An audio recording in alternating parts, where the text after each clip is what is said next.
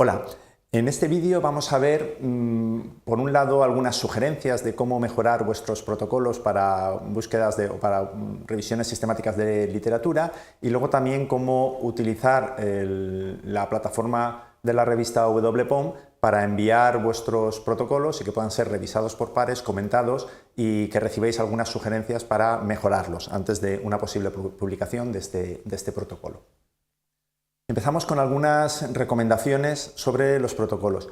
Lo primero tiene que ver con los criterios de inclusión y de exclusión. Uno de los errores comunes cuando se está preparando protocolos es que os limitáis a poner simplemente una lista de palabras clave que luego vais a meter en una estrategia de búsqueda, pero no hacéis explícito de verdad cuáles son los criterios por los cuales vais a seleccionar posteriormente los artículos que os interesen, ni tampoco los criterios que vais a seguir para excluir a aquellos que no entran dentro del enfoque de vuestra revisión. Yo sé que fijar estos criterios de inclusión es complicado, en algunos casos puede dar pereza, quizá estamos en una etapa muy preliminar de nuestro diseño o proyecto de escritura y no tenemos las ideas claras, pero precisamente por eso es interesante que hagáis explícitos todos vuestros pensamientos y os ayude a refinar exactamente qué es lo que estáis buscando. Si no, lo que os encontraréis es más adelante, cuando tengáis una lista de resultados, que os va a costar mucho poder seleccionar con cuáles referencias os vais a quedar y cuáles vais a excluir. Si esto os pasara, realmente lo que os está indicando es que estáis en una fase previa y es que tenemos que definir todavía mejor nuestros criterios de inclusión o de exclusión. En definitiva, lo que se trata es de que escribáis en un párrafo o que hagáis una lista indentada de cuáles son las cosas que vosotros vais a revisar en cada artículo para decir, este me lo quedo, y qué otras cosas vais a revisar en el artículo para decir, este no me interesa. Cuando estemos tanto usando el título y abstract o después cuando tengamos un PDF para trabajar. Es decir, los criterios de inclusión y de exclusión no son distintos cuando estamos filtrando o haciendo el screening de las referencias cuando las descargamos de una base de datos. Son exactamente los mismos que usaremos luego cuando tengamos el texto completo y estemos revisando el PDF y leyendo el artículo para codificar. Son unos únicos criterios, lo que pasa es que hay algunos que se pueden observar directamente en título y abstract y otros necesitaríamos tener todo el texto completo para ver si de verdad están cumpliendo el criterio de inclusión o si deberíamos rechazarlo por alguno de los motivos de criterio de exclusión. También la parte de abajo realmente lo que estoy es matizando un poquito esto que os he dicho, o sea que los criterios son los que son. Y no importa que no podamos encontrarlos en el título y el abstract. La ventaja de poder encontrarlos en el título y el abstract es que rápidamente podemos excluir o rápidamente podemos decir, esta referencia me interesa. Pero en algunos casos tendremos que dejarlos en un proceso de stand-by, de maduración, para ver si con el texto completo aquella referencia que parecía que podía ser realmente es, o si esta otra sobre la cual tengo dudas de si podría interesarme, acaba encajando dentro de los criterios de selección de la búsqueda de literatura. Más recomendaciones relacionadas con el protocolo es, bueno, otro de los problemas en los que nos enfrentamos cuando revisamos protocolos es que no decís cómo vais a proceder a la hora de filtrar las referencias, a la hora de hacer este screening, de separar aquellas que nos interesan o no nos interesan.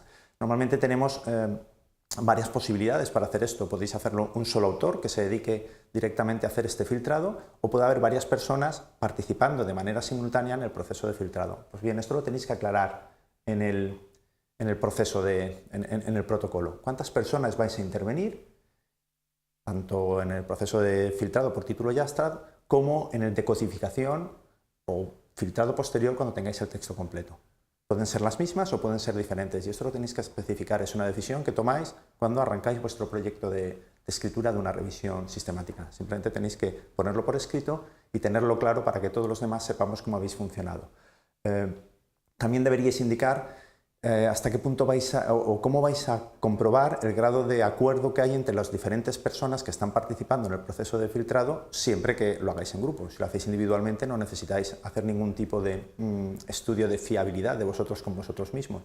Pero cuando hay varias personas participando y hay cierto solape en las referencias que estamos mirando, pues hay que indicar cuál es ese margen de solape, en cómo vais a trabajar y cómo vais a evaluar posteriormente si hay acuerdo entre las diferentes personas que han estado participando en el proceso de filtrado. No tenéis que decir quién lo está haciendo, pero sí que tendréis que indicar cuántas personas harán y cuál será el protocolo o procedimiento con el que vayáis a funcionar. Aquí os pongo un par de ejemplos de cómo podríais funcionar. Quizá la primera recomendación, la más sencilla y sin entrar en mucho detalle, sería que podríais utilizar por lo menos un 10% de solape de las referencias.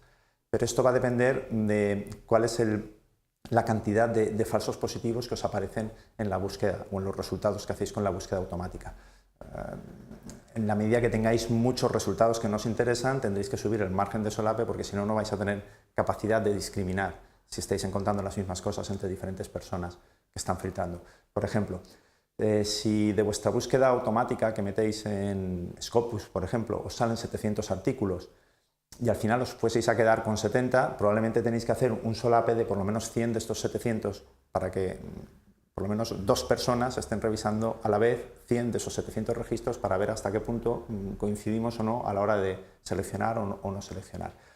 Claro, cuando empezáis no sabéis con cuántos os vais a quedar, pero sí que podéis hacer una estimación porque, por ejemplo, podéis recorrer los 40 primeros y si entre los 40 primeros os encontráis 4 artículos que os interesan y 36 que no os interesan, pues estamos hablando de un 10% y si esto muestra, pues más o menos sería representativa de todo el conjunto de artículos que tenéis, pues más o menos sabemos que de los 700, unos 70, 80 serán los que al final nos quedaremos. Os pongo un ejemplo un poquito más detallado de cómo podríamos proceder. Insisto, esto es un ejemplo que vosotros podéis seguir exactamente al pie de la letra o podéis adaptar a vuestras circunstancias, bien relajando alguna de las situaciones o bien poniéndolo todavía más exigente o todavía más reforzado para que no se os escapen cosas. Y este procedimiento yo ya os adelanto que es un procedimiento de los bastante potentes, ¿vale? De los que estamos intentando comprobar entre diferentes personas cómo funciona. Lo primero que haría es ordenar alfabéticamente todas las referencias por apellido del autor. Esto, de alguna forma, es una manera de aleatorizar el registro. O sea, no los estamos ordenando ni por año, ni los estamos ordenando por relevancia. Os comento esto de ordenar porque seguramente cuando empecéis a filtrar no estáis con el mismo grado de madurez que cuando vais en la etapa intermedia, ni estáis tan cansados como cuando estéis en la etapa final. Por eso conviene que las referencias estén más o menos colocadas de una manera que no os afecten este sesgo de cansancio o de maduración de conocimiento en el funcionamiento respecto a cosas que son obvias como la secuencia temporal. Es decir, si las más recientes las ponéis al principio, estaréis afectando a todo un conjunto de referencias con ese posible sesgo del tiempo en el que empezáis. Entonces las ordenamos y este será el orden con el que vamos a mantener todo el resto de cosas. Empezáis por la primera. Si vais a hacer una revisión en grupo, podéis hacerlo cara a cara o en una reunión vía Skype, os cogéis las 30 o 40 primeras y vais pasándolas una a una y comentando, verbalizando cuáles son los primeros, si os la quedaríais o no y cuáles son los motivos por los cuales os quedaríais esa o no. Esta discusión podéis acabar luego perfilando los criterios de inclusión y exclusión en función de esos argumentos que estáis dando en esta reunión que estáis manteniendo el grupo. Podríais seguir con esto por lo menos hasta que encontréis 15 artículos de los que os quedáis, ¿vale? Y esto también os hará una estimación de cuántos falsos positivos tenéis en la lista. Después de esto, os repartís el resto de referencias que quedan, marcando el grado de solape que queráis. Pues si queréis mantener un 10%, pues habrá un 10% de referencias que 2 personas estarán mirándolas, ¿no? Como queráis repartirlas entre el grupo. Filtráis estas referencias por separado y luego comparáis los resultados que estáis obteniendo. Si más o menos llegáis a las mismas decisiones todos los que estáis participando en la revisión, ahí hemos terminado el proceso de screening y ya tenemos la lista definitiva de los que nos quedamos. Y si existiera mucha diferencia, pues tendríais que acabar de perfilar el protocolo, indicando mejor cuáles son los criterios de inclusión y exclusión con todo lo que habéis aprendido en este proceso de debate entre las diferentes personas que estáis en el grupo. Si estuviéramos haciéndolo con Google Scholar sería un poquito diferente a cuando trabajamos con Scopus, con AVI, con EBSCO o con Web of Science, porque suele aparecer mucho falso positivo. Buscan por defecto siempre en texto completo y entonces os aparecen muchas cosas que en principio podrían no interesaros. Quizá os salen 300.000 referencias y eso es inmanejable. Entonces hay una de las alternativas que se puede hacer es, os doy 2 opciones y vosotros elegid la que queráis. Ambas parten de que vamos a ordenar por relevancia. Es decir, aquí sí que hacemos un orden por relevancia, de modo que aquellas que, según Google, previsiblemente sean las que más nos interesan, aparecerán en la parte de arriba. Una opción es, os descargáis los 100 primeros, tal como lo ha dejado Google en relevancia, los incorporáis al grupo de artículos que os han venido de otras bases de datos y a partir de ahí hacéis el screening normal como cualquiera de las otras referencias. Con el inconveniente de que Google Scholar, cuando exportáis, no suele exportaros el abstract o el resumen de las referencias. Y la otra alternativa es que hagáis el filtrado sobre la plataforma nativa de Google Scholar, Después de ordenar por relevancia, vais filtrando página a página y vais siguiendo con el proceso hasta que en 20 referencias, o en 10, depende de dónde queréis poner el criterio, no encontréis ninguna que os interesa. Cogéis la primera página que tiene 20, si en esa página no hay ninguna que os interesa, podéis suponer que en el resto de páginas no habrá nada que os siga interesando. Y ese es el punto de corte donde paráis. Y en el momento que tengáis estas filtradas, ya las descargáis y esas entran directamente en el proceso de seleccionadas. Si todo esto lo queréis compartir a través de la revista WPOM, pues vais a la página de la revista, decís que queréis iniciar un envío y dentro de las posibles secciones tenéis una que os habla de revisión sistemática de literatura, que es SLR porque está en inglés y el orden siempre es al revés, los protocolos de revisión sistemática de literatura. Entonces pincháis aquí, completáis todo el proceso de selección y los revisores seguirán el protocolo de revisión que os aparece aquí, que son las buenas prácticas en una revisión sistemática de literatura. Yo creo que en este momento estaréis capacitados para mejorar vuestros protocolos a través de las sugerencias que os he comentado y también sabéis cómo compartir o difundir este protocolo en la revista WPOM.